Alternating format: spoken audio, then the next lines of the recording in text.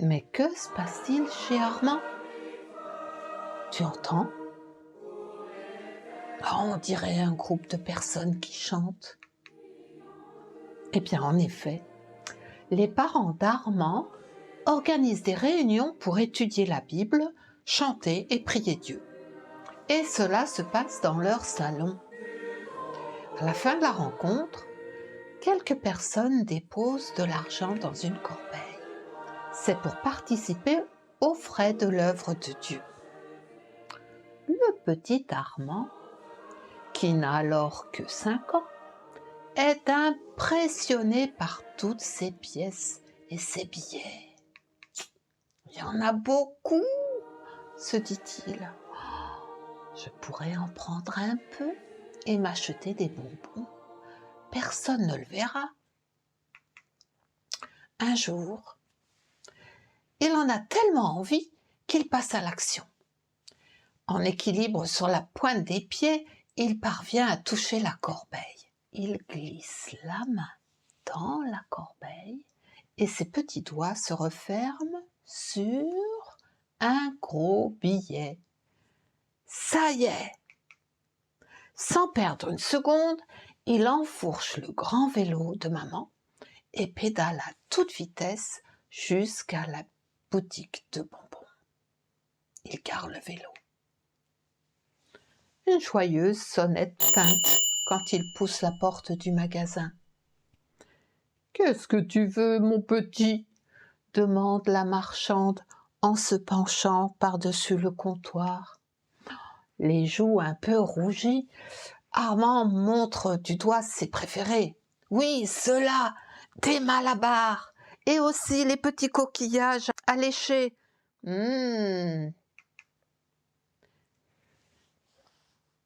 Au moment de payer, quelle surprise pour l'épicière de voir l'enfant lui tendre un billet équivalent à 100 €.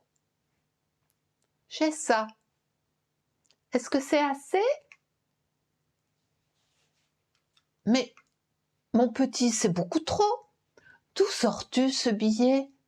demande-t-elle intriguée. Ses grands yeux étonnés mettent Armand bien mal à l'aise. Il ne sait pas trop quoi répondre. Elle réfléchit longtemps. Va-t-elle me gronder? Pense Armand. Bon, dit-elle, je te donne 2 bonbons, mais la prochaine fois, reviens avec de la monnaie. Tout penaud, Armand sort du magasin. Son plan a échoué. Il doit se contenter de ces 2 tout petits bonbons, lui qui pensait en avoir les poches pleines. À la sortie du magasin, « Mais, où est mon vélo ?» s'écrie Armand. « Quelqu'un a volé le vélo de maman !»« Oh là là, qu'est-ce que je vais dire à maman ?» Ses parents vont lui poser des questions. Il est allé à l'épicerie sans les avoir avertis. Oh là là là là là là! Armand rentre à pied, rongé par l'inquiétude. Il essaie bien de trouver une explication à donner, mais il n'arrive même pas à réfléchir. Et voilà que, lorsqu'il arrive à la maison, il voit le vélo appuyé contre le mur. La réponse à cette énigme. Son père, en passant par hasard dans la rue, a découvert le vélo et l'a ramené, se demandant bien comment il était arrivé là. D'ailleurs, il l'attend sur le pas de la porte. Sous son regard sévère, Armand avoue tout. « J'ai pris des sous dans la corbeille pour acheter des bonbons. » Il est bien trop tard pour échapper à la correction. Il est sévèrement puni. Au lit, tout de suite, et sans souper. Au fond de son cœur, Armand sait très bien qu'il mérite la punition. N'a-t-il pas volé son père? « Et pire, n'a-t-il pas volé Dieu ?»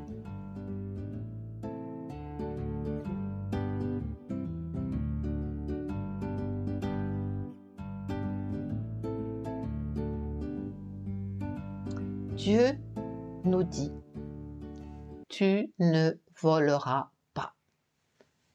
C'est le 8e commandement. C'est vraiment mal de voler, tu sais. Et même si on prend un tout petit bonbon, quand c'est interdit, c'est voler. On se cache, mais Dieu, lui, il le voit. On pense mal, on agit mal. Et tout cela, c'est désobéir à Dieu, notre Créateur. C'est le péché qui salit notre cœur et nous sépare de Dieu pour toujours, toujours, même après la mort. Même si tu fais des efforts par toi-même pour plaire à Dieu, ça ne marche pas. Ton cœur reste triste. Voler, eh bien, c'est se moquer de Dieu, de l'ordre donné par Dieu. Tu ne voleras pas. En plus, c'est ne pas respecter les autres. Imagine, tu travailles très dur à l'école pour réussir un contrôle. Et voilà que ton voisin ou ta voisine copie tes réponses. Mais qu'en penses-tu? Il les vole. Il triche. Et si au foot, un copain se vante d'avoir marqué un but alors que c'est toi qui l'as marqué?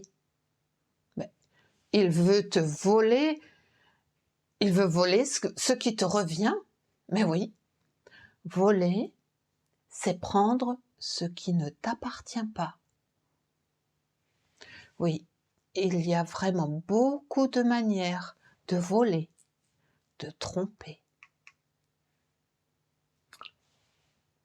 Le simple fait d'agir en cachette de ses parents aurait dû être un feu rouge pour Armand, un stop. Dieu s'est servi de la droiture de son papa pour lui enseigner combien c'était grave. Cette triste aventure a beaucoup marqué Armand. Et Dieu va s'en servir plus tard dans sa vie. Veux-tu savoir comment? Eh bien, on te le raconte dans la 2e partie. À bientôt.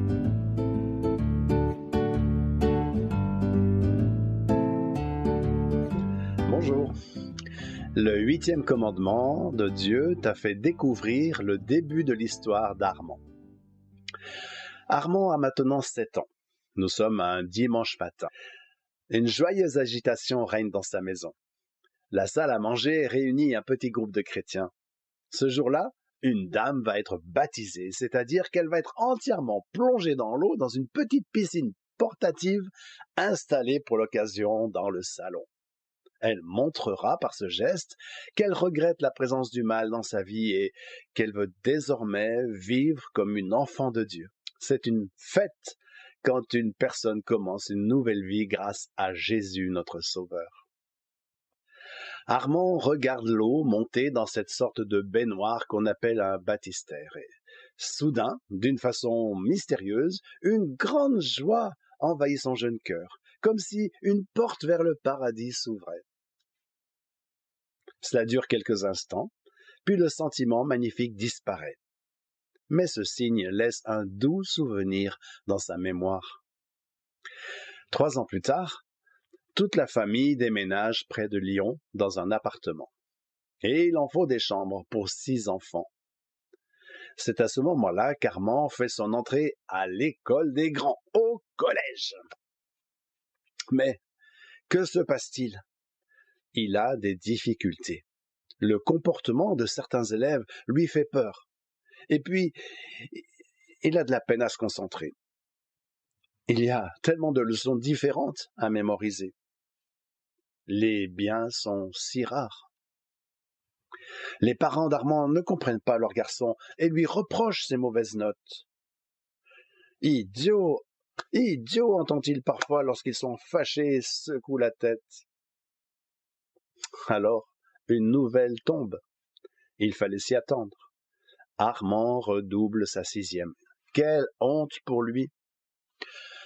Au moins, il reçoit de meilleures appréciations de ses professeurs. Mais il tremble encore quand il doit présenter son carnet de notes à son papa pour qu'il le signe. Quel moment d'angoisse souvent. Une fois, il en a fait pipi dans sa culotte. Ah, comme il aimerait réussir comme ses frères et sœurs. Mais son cerveau manque de concentration et part trop vite en voyage. Alors Armand est souvent seul et devient un peu têtu et lent à obéir.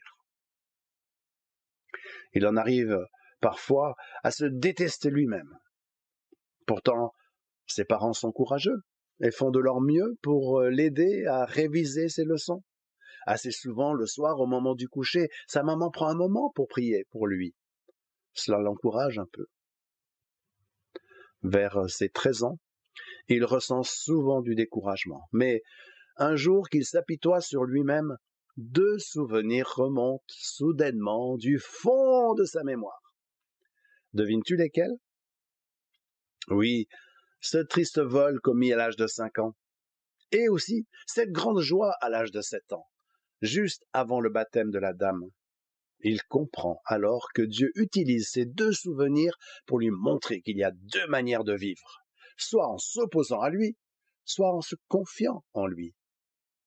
Un choix de vie est donc nécessaire. Armand peut continuer à n'en faire qu'à sa tête, ou bien remettre sa vie à Dieu afin d'apprendre à respecter ses justes commandements. 2 chemins avec 2 fins totalement opposées. Soit être avec Dieu, ou alors séparé de lui. C'était sérieux. Mais il ne sait pas comment s'y prendre pour mettre sa vie en règle avec Dieu, et il n'ose en parler à personne. Alors, il reste avec les tourments secrets de son cœur. Vers l'âge de 15 ans, il fait la connaissance d'un sympathique pasteur de jeunesse. Son rire chaleureux, sa gentillesse, sa passion simple pour Dieu lui font du bien.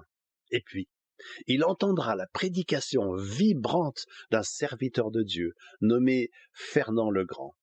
À travers lui, l'appel de Dieu retentit à nouveau, comme si Dieu lui-même lui parlait. Armand, veux-tu compter sur Jésus pour diriger ta vie? Il t'aime, choisis son chemin. Le mal te pousse à la révolte et tu sais bien que ça partira encore plus de travers. Armand, c'est urgent. Ton avenir éternel est en jeu. Confie-toi dans mon amour. Je te l'ai prouvé lorsque mon fils bien-aimé a sacrifié sa vie sur la croix. Il l'a fait pour te libérer de la prison du péché. Il est ressuscité, vivant pour toujours. Il est le chemin, la vérité et la vie, et nul ne vient au ciel que par lui. Veux-tu mettre ta main dans ma main percée? Je la tiendrai bien fort, parce que tu as de la valeur à mes yeux. Une dure bataille se fait dans le cœur du jeune garçon, tiraillé entre la vérité de Dieu et la soi-disant liberté de ses camarades de classe. Il semble que la puissance du péché ne va jamais lâcher prise. Ah, qu'il était dur à dire ce oui à Dieu. Finalement, c'est à l'âge de 17 ans, dans les larmes de la repentance, qu'Armand enfin abandonne le vieil Armand idiot et détestable. Il remet tout son avenir entre les mains de Jésus-Christ et il est baptisé. Alors, une grande joie et une grande paix entrent dans son cœur, exactement ce qu'il avait ressenti à l'âge de 7 ans.